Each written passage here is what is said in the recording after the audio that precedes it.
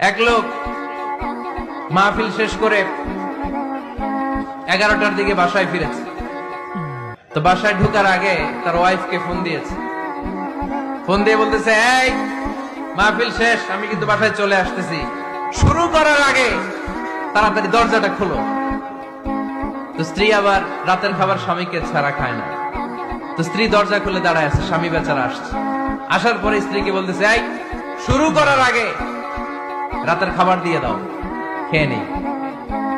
তো স্বামী ওয়াশরুম থেকে ফ্রেশ ট্রেশ হয়ে আসছে, স্ত্রী বেচারিও ডাইনিং টেবিলে খাবার দিয়েছে। এবার স্বামীও খেতে বসেছে, স্ত্রীও খেতে বসেছে। স্বামী আবার বলতে আরম্ভ করছে, শুরু করার আগে ফ্যানটা ছাড়ো, খুব গরম লাগতেছে। এবার তো স্ত্রী রেগে মেগে আগুন, কি আসার পর থেকে শুরু করার আগে, শুরু করার আগে, শুরু করার আগে, কি শুরু করার আগে? স্বামী বলতেছে, এই তো শুরু হয়ে গেল।